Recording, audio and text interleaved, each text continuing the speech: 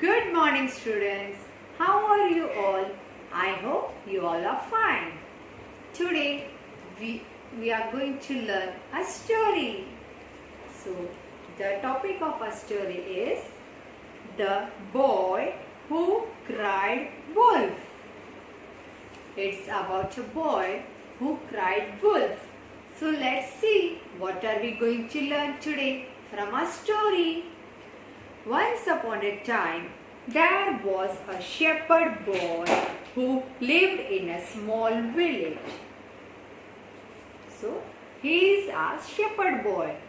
Shepherd boy मतलब एक ग्वाला type में, जैसे कृष्ण भगवान गैया चराते थे, वैसे ही ये हमारा शेpherd बॉय शीप चराता. शीप यानी भेड़. भेड़ को जंगल में चराने लेके जाता है. और ये कहाँ पे रहते हैं? विलेज यानी गांव में. Every day he took his father's flock of sheep to a forest nearby to graze.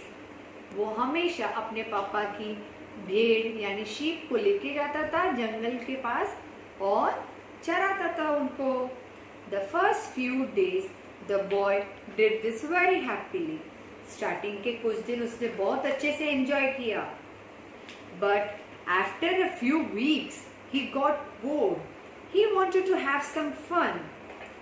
कुछ दिनों बाद वह बोर होने लग गया तो उसको मस्ती सूझने लगी. He remembered what his father told him. If a wolf attacks, shout for help. उसको याद आया कि अगर कोई वुल्फ यानी भेड़िया आए तो हेल्प के लिए चिल्लाना. मतलब जब भी हमें डर लगता है या हमें कुछ चाहिए होते है हम भी हेल्प मांगते हैं. तो उसके पापा ने भी बोला अगर तुम्हें भेड़िया यानी वुल्फ दिखाई दे, शाउट फॉर हेल्प, तुम्हें हेल्प के लिए चिल्लाना है. The villages will drive it away. The naughty boy thought of a plan. One day he started crying out, "Wolf! Wolf! Wolf! Wolf!" On hearing the boy's cries, the villagers ran towards him for help. उसके पापा ने कहा अगर wolf आए तो तुम help के लिए चिल्लाना. तो सब गांव के लोग भाग के आएंगे हेल्प करने के लिए. तो उसी बदमाश बच्चे ने सोचा कि एक दिन मैं ऐसे ही करके लोगों को परेशान करता हूँ. तो एक दिन उसने ऐसे ही जंगल में बैठे बैठे रोना चालू करके जोर से चिल्लाने लगा, वुल्फ वुल्फ, भेड़िया आया भेड़िया आया. और उसकी आवाज सुन के सारे गांव वाले भाग के आ गए. When they got there, the boy simply laughed at them. The villagers were very angry and told him not to play such tricks. उसकी आवाज सुनकर सब गांव के लोग तो वहां आ गए और उन सबको देख के वो लड़का ऐसे ही हंसने लग गया. तो सभी गांव वालों को बहुत बुरा लगा क्योंकि वो वहां पे हेल्प करने आए थे ना.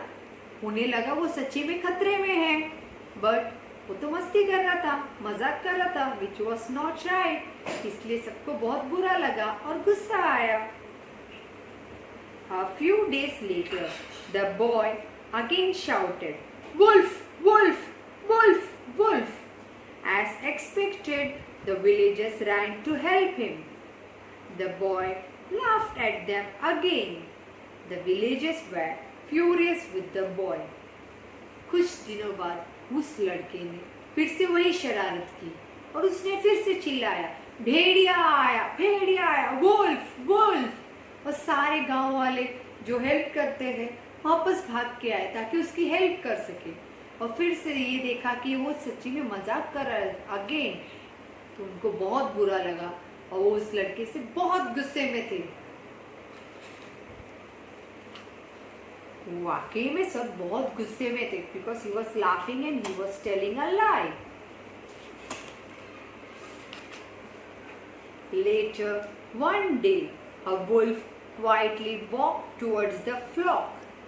It jumped over the small bush and caught a sheep. The sight of the wolf frightened the boy एक दिन वहाँ पे वाकई में भेड़िया आ गया। वुल्फ केम देयर और वो चुपके से झाड़ियों के पीछे से आके एक शीप यानी एक भेड़ को पकड़ लिया और वह लड़का उस वुल्फ को देखते ही डर गया। Soon he ran towards the village crying out, "Wolf, wolf! The wolf is attacking the sheep!"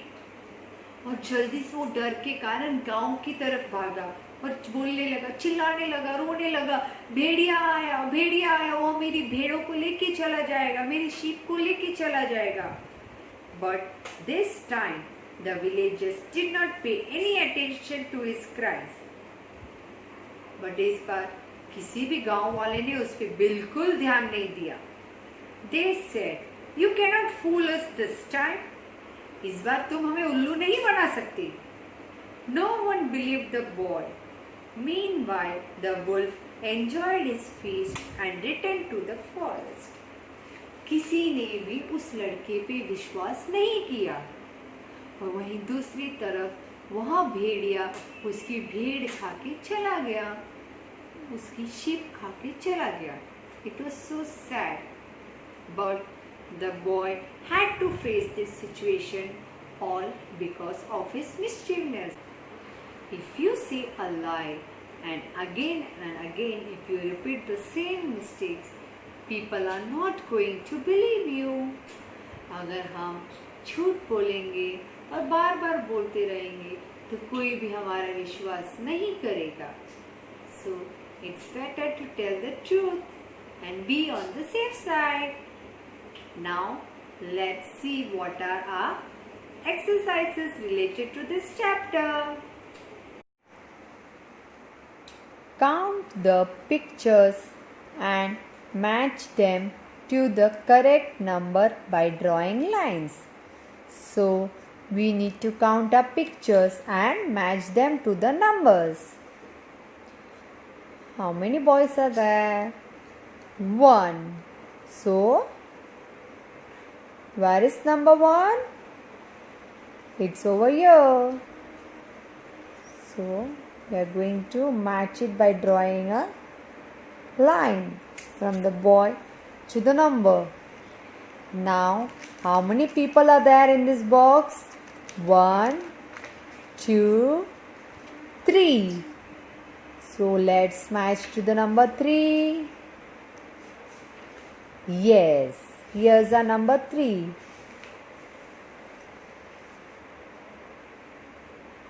Now how many sheep are there? 1, 2, 3, 4, 5. So now we need to find a number 5. Yes, here's a number 5. So let's match. How many trees are there? 1, 2, 3, 4. So now let's match it to a number 4. Yes.